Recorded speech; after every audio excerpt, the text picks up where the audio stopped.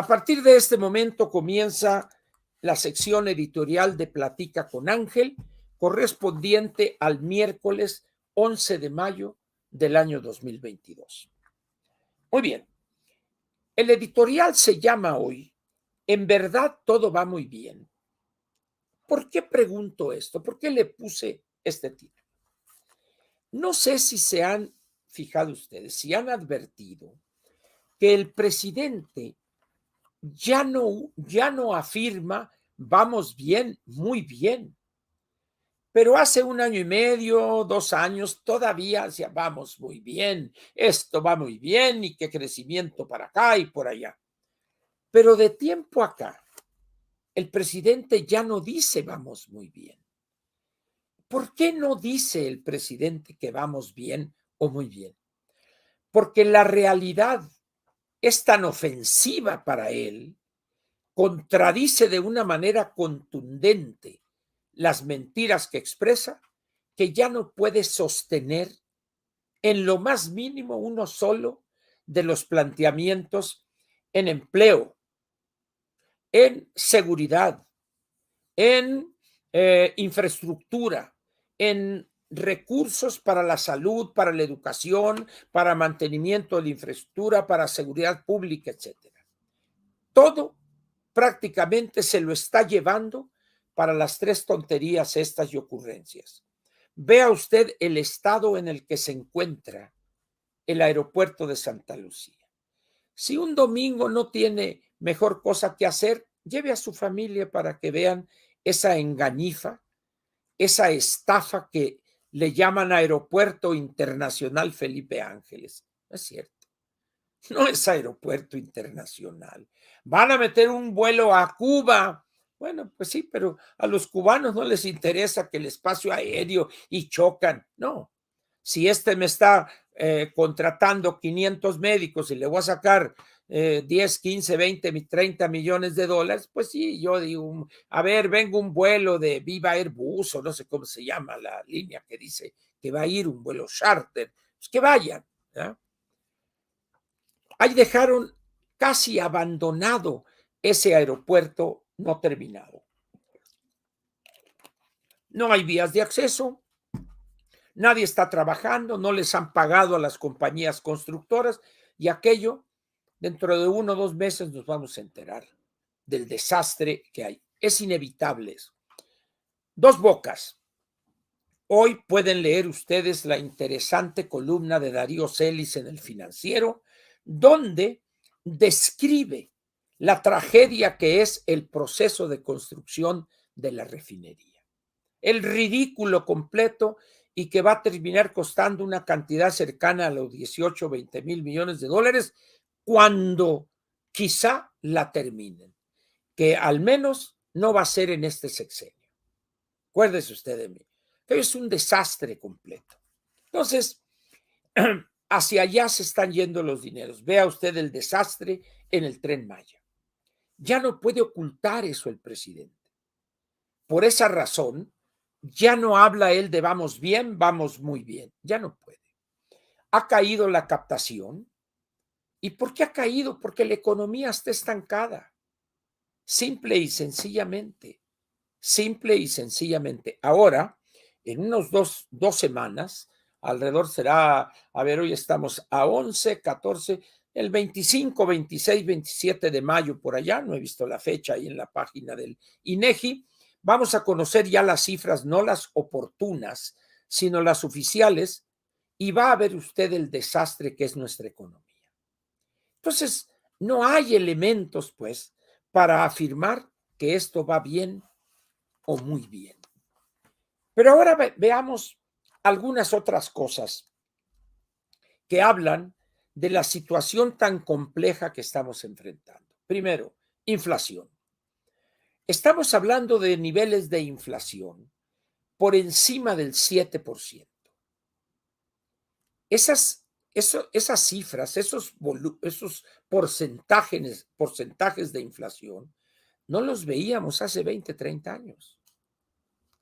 Así como se lo digo.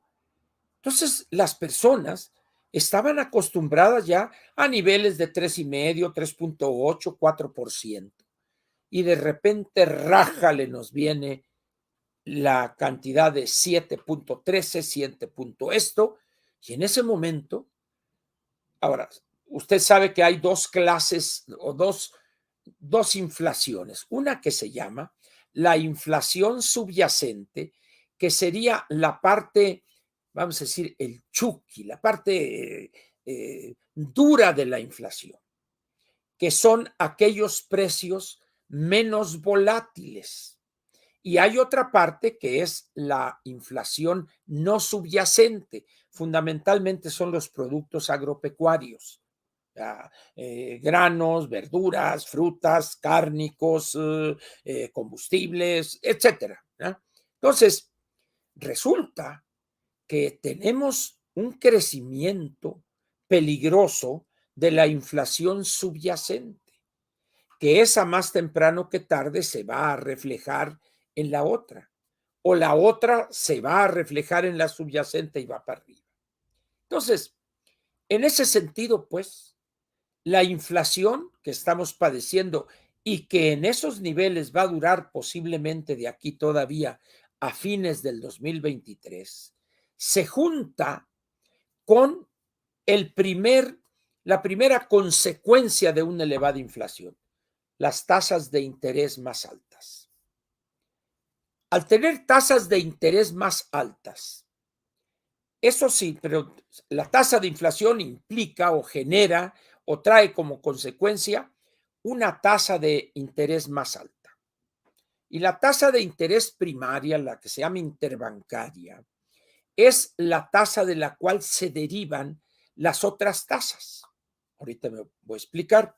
Entonces, resulta que Banco de México ahora mañana 12 de mayo va posiblemente a aumentar medio punto más. Y así se va a ir quizá hasta llegar a fines del año a niveles del 8, 8,5%. ¿Pero eso qué significa? Que las tarjetas de crédito, el precio de ese crédito que le otorgan va a aumentar. Si usted tiene créditos en tiendas departamentales que están a tasa flotante, no fija, va a aumentar ese costo financiero, el precio de ese crédito. Y así, si tiene usted un crédito de un automóvil y no está a tasa fija, también. Es decir, la alta inflación va a generar altas tasas de interés y por lo tanto usted tendrá que pagar más por los créditos o por los saldos que tiene vigentes. Pero no le van a aumentar a usted el sueldo. En consecuencia, le va a quedar menos dinero para consumir. Y si usted consume menos, eso significa que la demanda agregada, va a bajar su crecimiento. Y eso va a significar menos empleos. Entonces vea usted la cadenita que va desde una inflación elevada hasta un menor crecimiento de la economía. ¿Quién en su sano juicio se atrevería a decir que vamos bien o que vamos muy bien? Bueno, ya ni López, que es un ignorante en la economía y que está muy loco ya, ni siquiera se atreve a repetir eso. Eso es en la parte económica. Pero ahora vamos a otro elemento importante. Esta situación ha generado una serie de efectos que rayan en lo peligroso. Uno de ellos es nuestra relación con los Estados Unidos. El presidente equivocadamente ha visto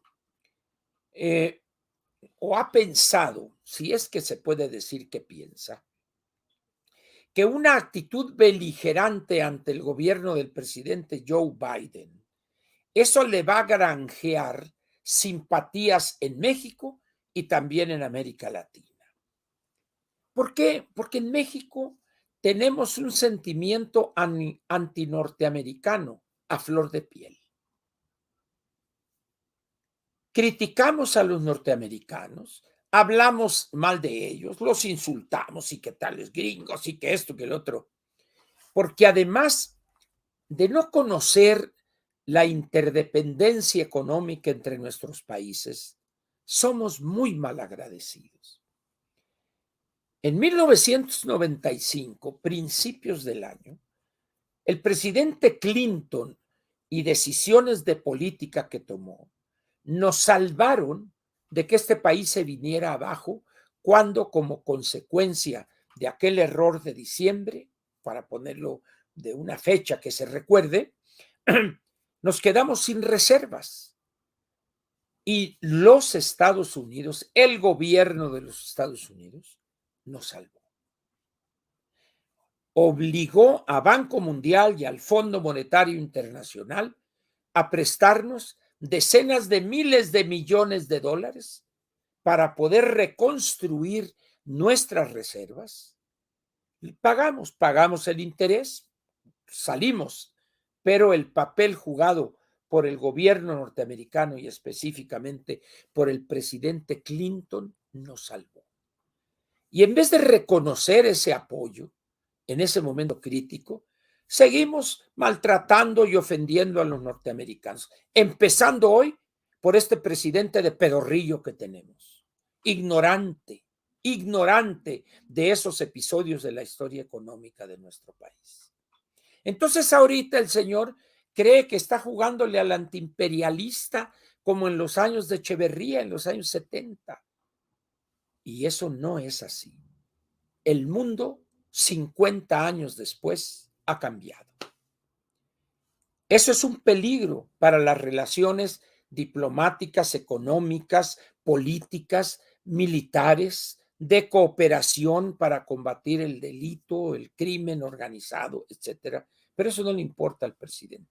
Él quiere tener su imagen como alguien que se opone al imperio, sin ver que ya los Estados Unidos no es un imperio. Y dice uno, ¿qué le pasa a este señor? Que está enloquecido.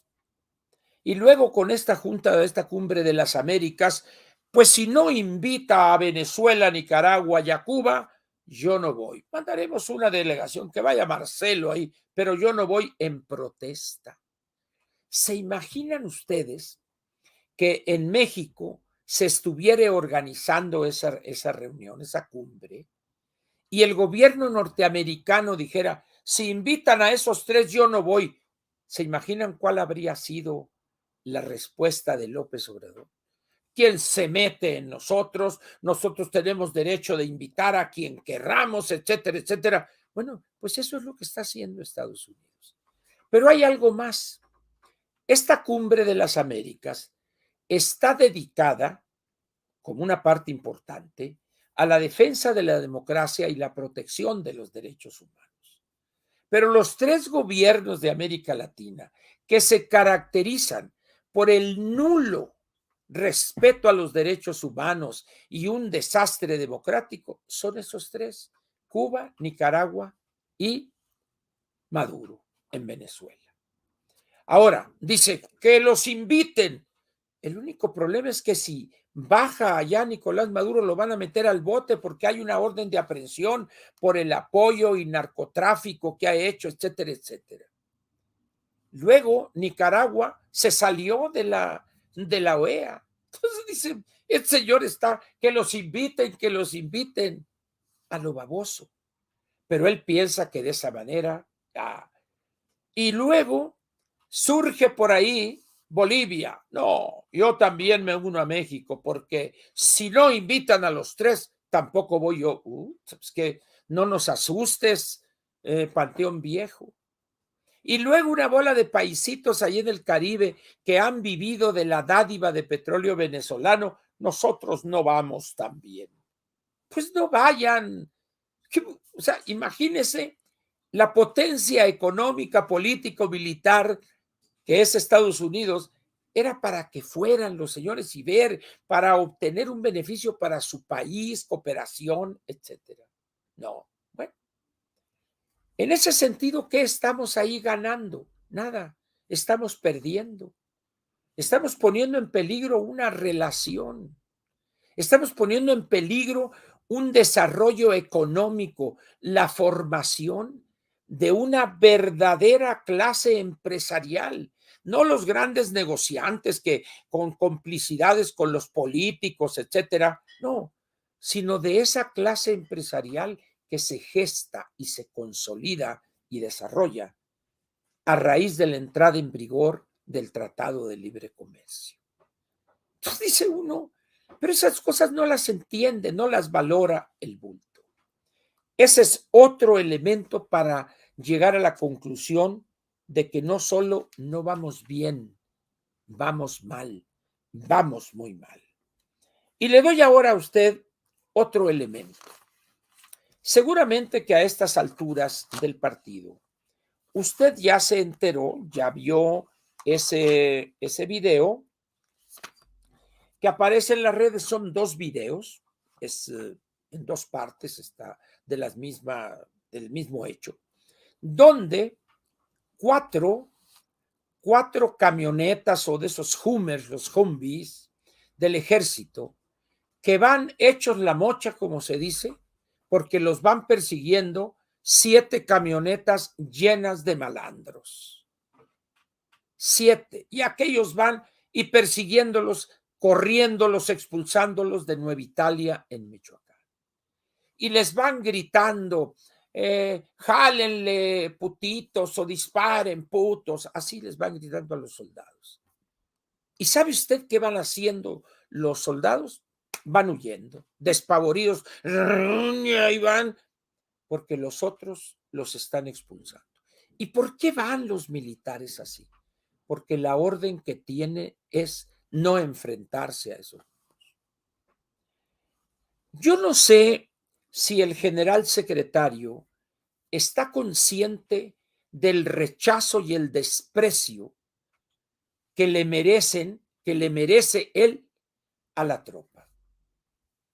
¿Cómo es posible que el general secretario, egresado del colegio militar, un hombre educado en lo que debe ser las Fuerzas Armadas, el ejército específicamente, y nada diga, una sola palabra no ha expresado de eso? Esta es la ofensa más espectacular que ha sufrido el ejército en cuanto a su ninguneo que se ha dado en estos 3 años y 5 meses de este gobierno. ¿Cómo es posible que el general secretario no le diga, presidente, ya basta? ¿Por qué razón? Porque el descontento de la tropa y de los mandos medios del ejército, de mayores hacia abajo, ya no aguantan. ¿Por qué? Porque tienen prohibido expresamente enfrentarse con ellos. ¿No?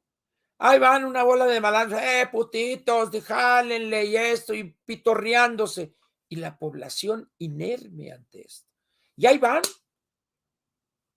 huyendo vergonzosamente. ¿Cómo se sentirán esos soldados? Que los mandos del ejército, los altos mandos, no mantengan, no expresen una posición de protesta y le digan al presidente, oiga señor, esto ya basta. Ya la tropa no aguanta una ofensa más. ¿Quién puede decir entonces, afirmar, que la lucha en contra de los grupos criminales va bien? ¿Y qué pensarán la señora esta, la chapita esa que apenas se pone en el atril y apenas levanta, apenas se le ven los lentes ahí? ¿No le da vergüenza pertenecer a un grupo que prefiere, en aras de inclinarse, y desde hace mucho lo ha hecho por la relación familiar, personal que ha tenido con la familia de López, esta señora Isela, creo que se llama? ¿Ah? ¿Cómo es posible que nadie diga, señor, aquí está mi renuncia, me da vergüenza pertenecer a su gobierno? Yo no puedo condonar con mi presencia aquí en este gobierno ese trato que se le da a las Fuerzas Armadas. Y el otro, y el otro, y el otro, y el otro. ¿Cómo es posible que con su presencia avalen una política cobarde, entreguista ante los grupos criminales? No sé si se fijaron que vino un alto funcionario en la lucha contra el narcotráfico y vino aquí y luego creo que fue a Tijuana o a Sinaloa. ¿Por qué? Porque los norteamericanos han estado insistiendo en que debe combatirse la elaboración de opioides. Y es en Sinaloa donde está el chuki de la fabricación de estas drogas de encargo, de diseño que se llaman.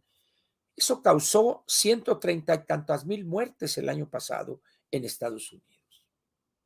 Y todo el Pacífico, Sonora, Sinaloa, Nayarit, está plagado de laboratorios que procesan los precursores que vienen de China y entran por Manzanillo. Entonces los Estados Unidos dicen, bueno, ¿de qué se trata esto? Entonces va a llegar el momento en que los Estados Unidos no van a poder detener la protesta de sus legisladores y van a declarar a esos grupos terroristas y van a mandar y pum, pum, pum, se los van a echar. Hay un libro que acaba de publicar, ahorita le digo cómo se llama, el autor es el que fue jefe de seguridad, creo que del presidente Trump. Déjenme ver, ahorita lo permítanme.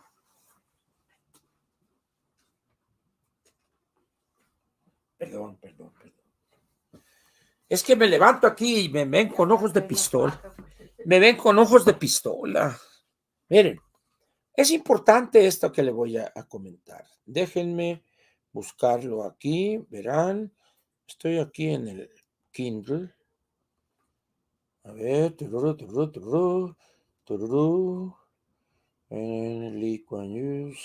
aquí está. Es el libro cuyo autor es el señor Mark T. Esper. Vamos a desplegarles la carátula. ¿Ya?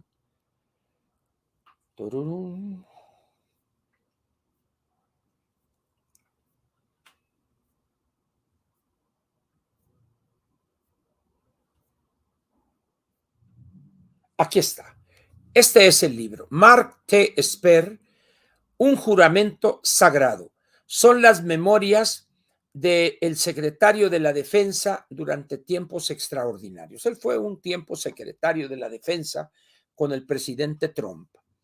Y él habla aquí en este libro de un planteamiento que hace o una consulta que hizo el presidente Trump en relación con la eventualidad de lanzar, no sé, dron, o sea, ¿cómo se puede decir? Cohetes a los campos de estos de entrenamiento donde tienen laboratorios estos grupos criminales. Entonces ahora, no, pero ¿cómo es posible? Y todo, bueno, pues así era Trump. ¿Ya? No se llevó a cabo esto, le dijeron no se puede, el ejército no aceptó, etcétera, etcétera. Pero al menos la eventualidad de esa medida ahí quedó planteada. Hoy los norteamericanos han empezado a perder la paciencia. ¿Recuerda usted cómo se corrió del país a los agentes de la DEA que colaboraban con nuestro gobierno, etcétera, etcétera? Entonces, ¿quiénes han sido los únicos beneficiados con esas medidas? Los grupos criminales. En esas condiciones, pues, ¿quién podría decir que vamos bien o que vamos muy bien en materia de seguridad? ¿Y por qué toqué la economía y ahora toco la seguridad? Porque los estudios de opinión que se realizan de manera sistemática y ante la pregunta, ¿cuál piensa usted que son los problemas más graves que enfrentamos como país? El número uno está la seguridad, el problema de la seguridad, la violencia, etcétera, y luego la economía. Y en esas dos cosas vamos muy mal. No vamos mal, vamos muy, muy mal. Y hay otro elemento interesante para que vea usted el oportunismo de algunos medios, publicar encuestas. Ponen en la primera plana la popularidad del presidente 60%. Y dice, ¿pero cómo? Pero luego cuando va usted a la página y revisa la encuesta, ya los reactivos, ¿qué piensa usted de la economía con este gobierno?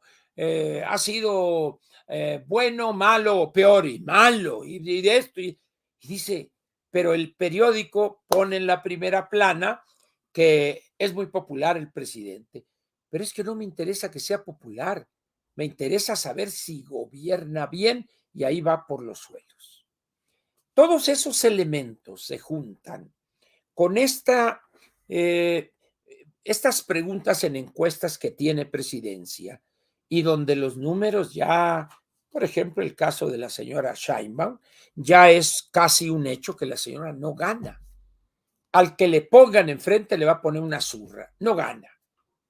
Es una señora que no emociona, no entusiasma ni a su novio, porque así lo dijo ella, tiene un novio, pues, ni a él lo entusiasma, esa señora tan fría es. ¿Verdad? Dije fría, no frígida, ¿eh? Dije fría. Entonces, dice uno, ¿y quién les queda? Ebrard nunca va a ser candidato. El bulto, el otro del Edén, tampoco. Va a ser Sheinbaum, hasta ahorita, pero quién sabe qué vaya a pasar en un año o año y medio. ¿Por qué? Porque es la que piensa López podría manejar a su antojo.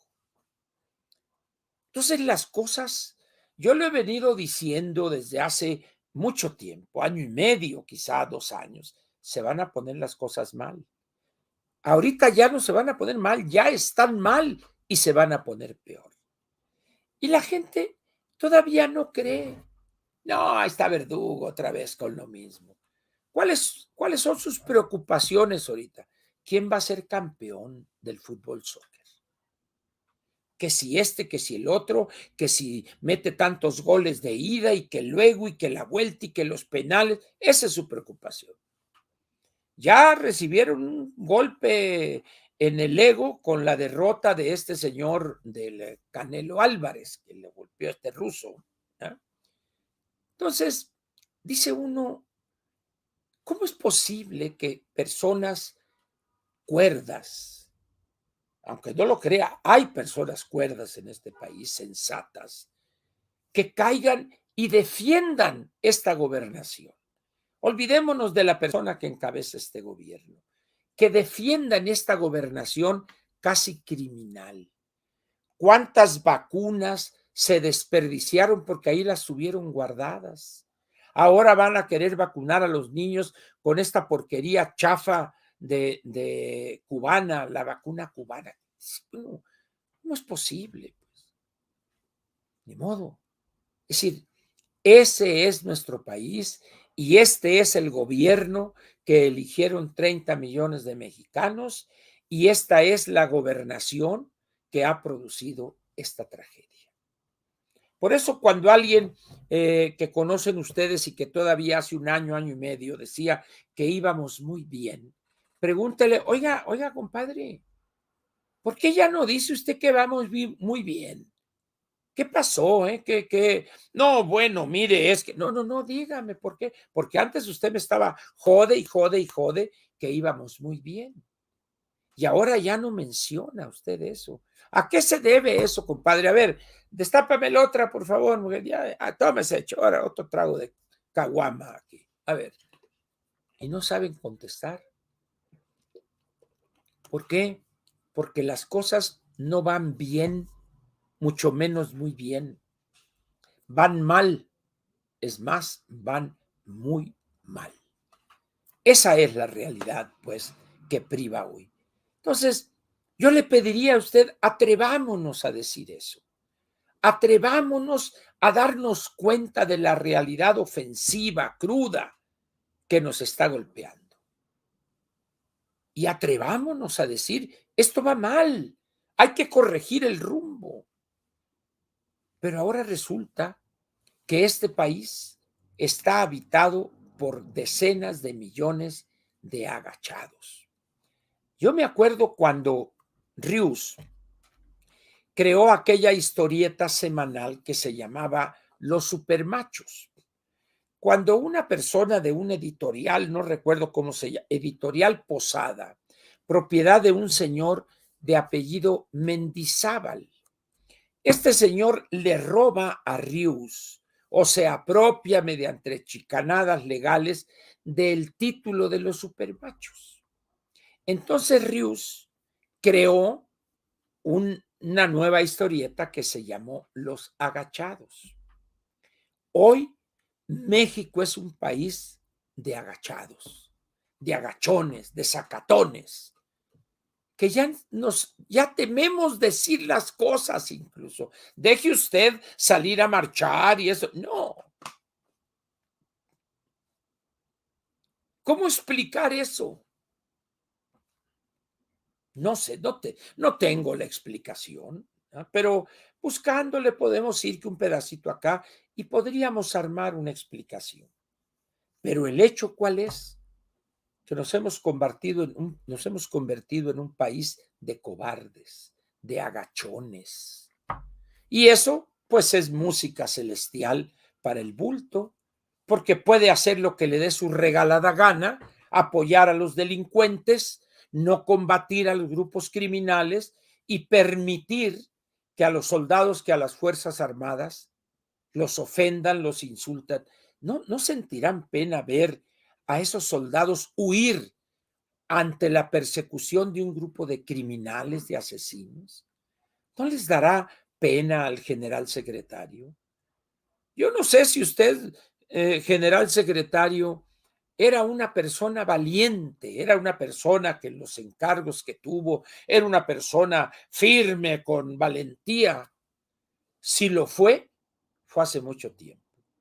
Pero ante este gobierno y en este gobierno, y se lo digo con el debido respeto, mi general, usted hoy, a los ojos de la tropa que usted es su comandante, usted es un cobarde. Usted se comporta como el peor de los arrastrados. Es usted un servil y un cobarde que ofende a su uniforme, lo deshonra y le causa un daño tremendo a la tropa que pensó que usted se comportaría como un leal soldado mexicano. Es usted un cobarde y un títere de este loco que es el presidente de la República. Qué vergüenza es usted para el ejército mexicano.